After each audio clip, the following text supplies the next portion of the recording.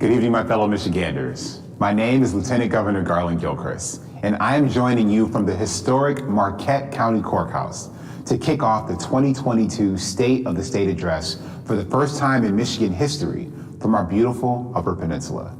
Like so much of the Upper Peninsula, this beautiful courthouse is a symbol of the grit and determination that can be found in the heart of every Michigander.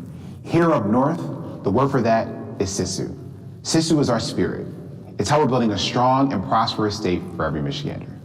Tonight, Governor Whitmer will deliver her State of the State address and lay out our administration's agenda for the future. Together, we are focused on putting Michiganders first through the kitchen table issues: good paying jobs, lowering costs for families, expanding access to childcare, clean water, and high-speed internet, and of course, building infrastructure, with Sisu in our hearts.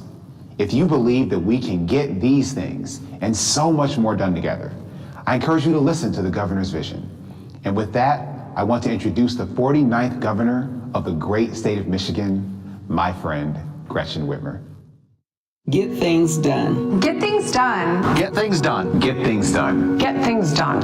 It's something that we like to say a lot. It's grounded in a simple idea. That the people who represent us should work together to put Michigan first. And while it is true that we have made progress together, we all know that we have more to do to usher in a new era of prosperity and change for Michigan. Emerging from a once-in-a-century pandemic with a once-in-a-generation opportunity on our hands. We all want the same things for our families. Good paying jobs and great schools. Smooth roads and safe bridges. Clean water and beautiful parks. Safe neighborhoods and affordable health care. A place to call home. A community we're proud of. And a chance to get ahead. We are doers. We are capable of greatness. It's who we are.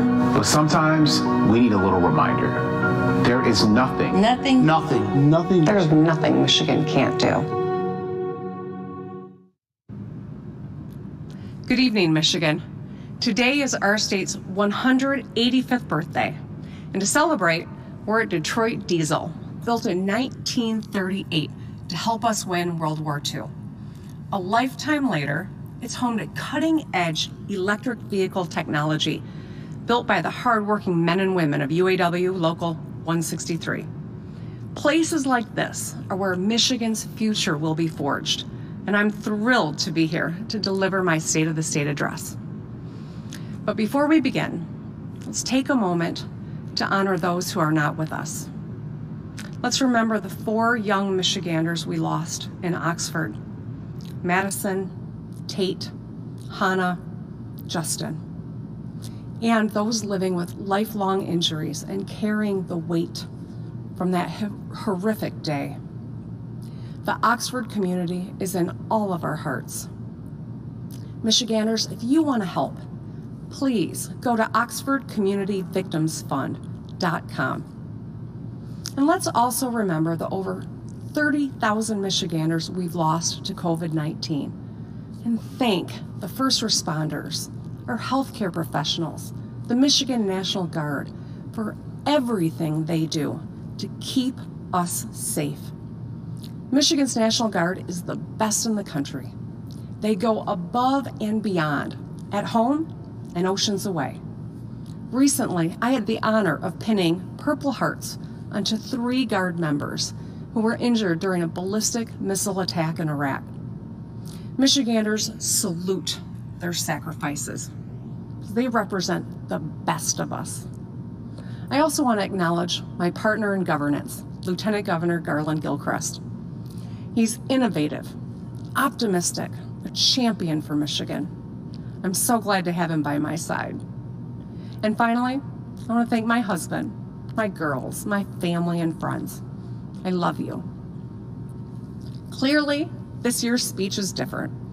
Due to COVID, we're not at the Capitol. Right now, healthcare professionals are working hard to keep us safe as Omicron surges. While 2021 wasn't as miraculous as any of us wanted, we have made progress. We're stronger, in large part thanks to science and life-saving vaccines.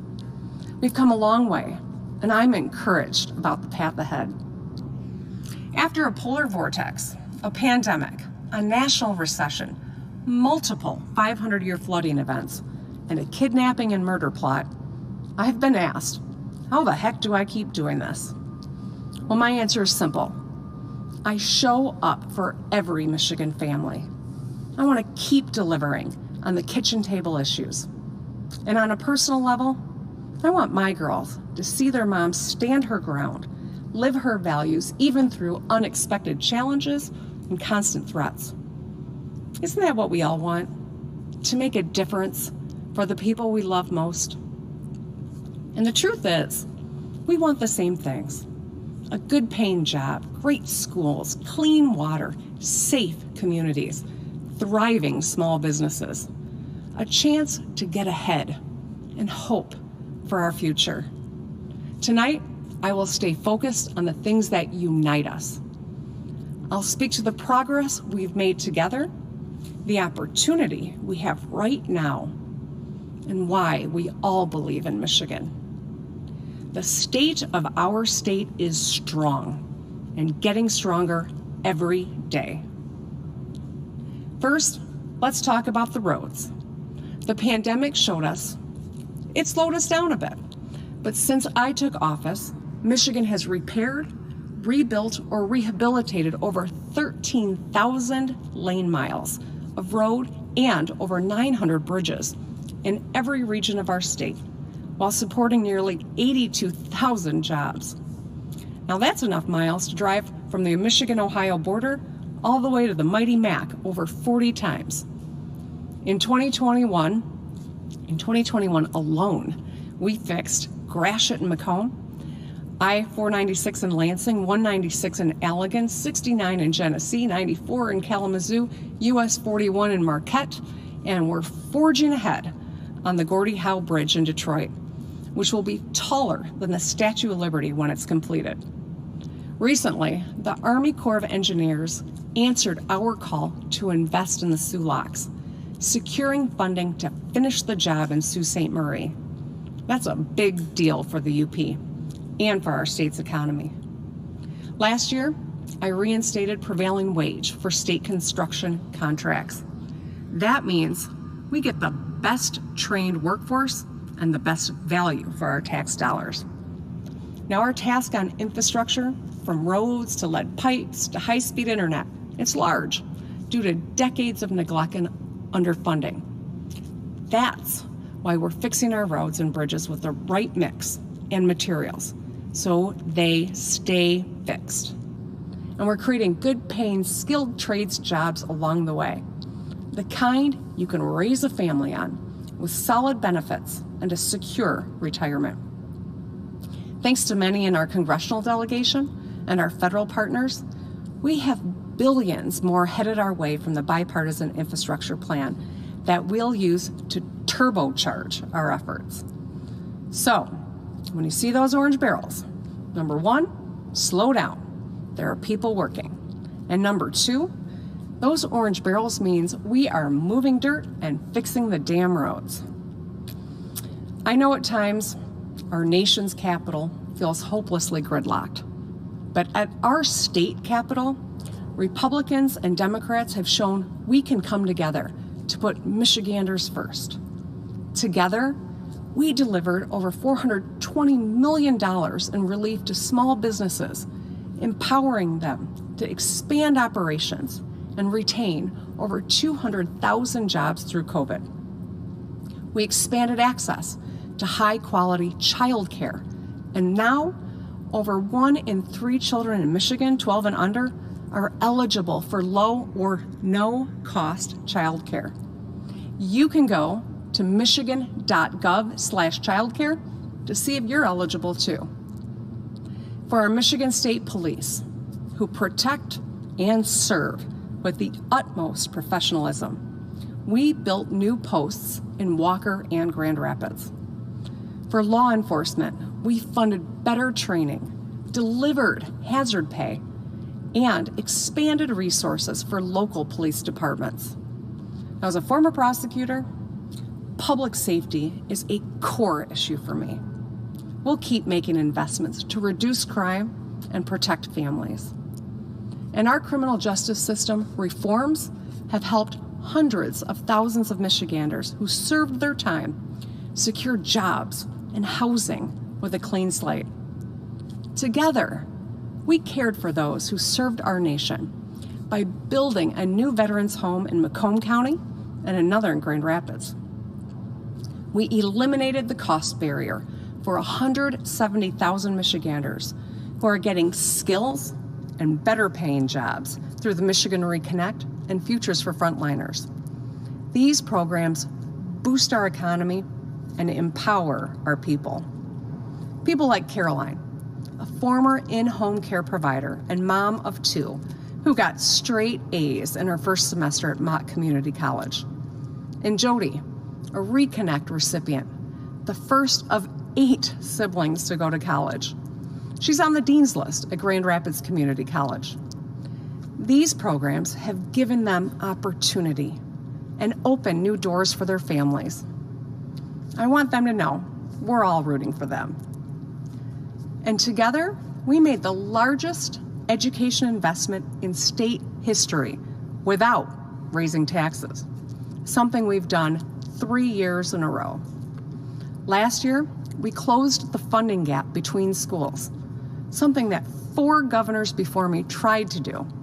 We've invested $8,700 into every student in every district to improve their in-class experience. We invested in on-campus mental health and delivered checks directly to educators who go above and beyond for our kids every day. I know how anxious and tired parents are feeling right now. As a mom, I get it. That's why I'm making investments where they matter most, in classrooms, to help our kids get caught up. And to our teachers, child care professionals, aides, bus drivers, custodians, parapros, administration, I see you. Thank you for working tirelessly to help our kids thrive. We're going to keep investing in recruitment and retention to increase your ranks. Soon, I'll introduce a school aid budget that will mark the biggest state education funding increase in more than 20 years without raising taxes. And I want to be crystal clear. Students belong in school. We know it's where they learn best. Remote learning is not as fulfilling or conducive to a child's growth. In-person learning is critical to social development and mental health. And that's why we will do everything we can to keep kids in the classroom. We've all been through a lot. It's rational to feel frustrated or exhausted or even cynical. Fortunately, the cure for cynicism is competence. These bipartisan accomplishments are a testament to what we can do together. We must believe that better things are possible, because that's the only way they ever get done. Just yesterday, we saw proof. Last month, we worked together to sharpen Michigan's economic development tools. And this week, we landed a $7 billion investment from General Motors that will create and retain 5,000 good-paying manufacturing jobs, making electric vehicle batteries in Lansing and Orion Township. The future of the auto industry is being built in Michigan, in plants like this one, by union members. And we're just getting started. Historically, the knock on Michigan was that we didn't have the tools to compete with other states. We moved too slowly, and state government was dysfunctional. Yesterday, the world saw what we can accomplish. Democrats, Republicans, businesses, utilities, and labor joined forces to equip Michigan with solid economic tools to attract big projects and create thousands of jobs. We showed the world we have the tools, we move fast, and we work together. And Michigan is gonna win. That brings us to what's next. Tonight, I'm putting forward proposals that will build on the work that we've done together and grow our economy by cutting taxes and lowering costs. First, taxes. I believe that whenever possible, we should make taxes more fair for our seniors and working families. Michiganders should be able to keep more of what they've earned. In December, I signed a bipartisan bill cutting the personal property taxes for small business owners. And last November, we repealed the tampon tax, the sales tax on menstrual products, saving women hundreds of dollars in taxes. When it comes to delivering for women, I will keep finding ways to lower their costs. And I'll veto any legislation that would take away their right to choose. My proposals tonight will cut taxes for seniors and working families. For our seniors, let's work together to repeal the retirement tax. I first called to repeal this tax back in 2019. It's time to get it done. If we phase it out over the next few years, we can save 500,000 households in Michigan an average of $1,000 a year. That's money for prescriptions, rent, car payments, or gifts for grandkids. Repealing the retirement tax will help real people. People like Tim from Marquette, or Susan and Dick from Jackson. Tim worked for 30 years as a corrections officer, a difficult, dangerous line of work. Susan and Dick taught for over 30 years in Branch and Hillsdale counties. They served their communities. They saved. They did everything right. And after they finally retired and budgeted on their fixed incomes, their pensions, 401ks, and IRAs were taxed. They all had to go back to work just to pay the bills. Today, Tim is painting and working odd jobs, while Dick is a driver's ed instructor. And Susan worked for over a decade at a hair salon. After a lifetime of work, they're still worried about affording the essentials. Now, when I was in the legislature, I fought the retirement tax because it was wrong. Let's make it right. We can keep our word to Dick, Susan, Tim, and every Michigander who worked hard and played by the rules. I'm ready to work across the aisle to roll back the retirement tax and save 500,000 households in Michigan an average of $1,000 a year. Now let's talk about cutting taxes for people working full-time, but who still can't get ahead. It's time to increase the Michigan Earned Income Tax Credit. The EITC is a bipartisan tax break for families offered at the federal and state level. It's part of the refund you get when you file your taxes. In 2010, Michiganders received almost $3,000 tax refund from the combined EITC. But a year later, taxes on working families went up to pay for a big tax giveaway for big corporations that they didn't need. That's not right. Restoring the EITC lifts more than 22,000 people out of working poverty, and it sends 730,000 families an average refund of almost $3,000 that they can use to pay the bills. Nearly 1 million kids, almost half the kids in Michigan, benefit when we raise the EITC. It means new backpacks, warmer coats, more hot meals. Let's get that done too. Now, let's talk about how we lower costs. We are all bearing the brunt of inflation. You see it when you buy your groceries or boots for your kids. We have made meaningful progress to lower costs, and we should build on that work now. In 2019, I signed bipartisan auto insurance reform, saving drivers hundreds of dollars a year. Thanks to our reform, insurance companies are sending every driver a $400 refund check per vehicle by May 9th of this year. And our Secretary of State, Jocelyn Benson, is saving Michiganders time and money because we can renew our licenses and plates online or stop in the office for an average of only 20 minutes. We also lowered the cost of higher education, thanks to Michigan Reconnect and Futures for Frontliners. And we are delivering home heating help on energy bills, so over 175,000 families can stay warm and safe through the winter. We've done a lot of good work to lower costs, but I know families are feeling squeezed. We must do more. Rolling back the retirement tax and raising the EITC will keep more money in people's pockets, and we can ensure less comes out. Tonight, I have two proposals to lower costs on insulin and cars, and one to expand access to mental health. First, insulin. Hundreds of thousands of Michiganders need insulin to survive, and the average cost of a single vial is almost $100.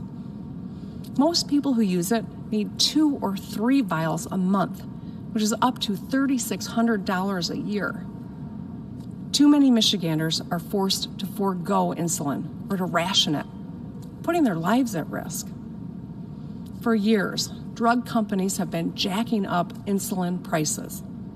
The average price tripled from 2009 to 2019. They reap billions on life-saving medicine because without serious competition, they name their own price. That is unconscionable. Yesterday, Attorney General Dana Nessel took action.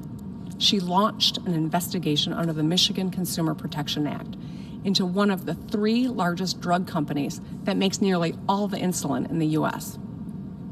Meanwhile, in the Michigan legislature, there have been bipartisan bills introduced to cap the cost of insulin at $50 a month.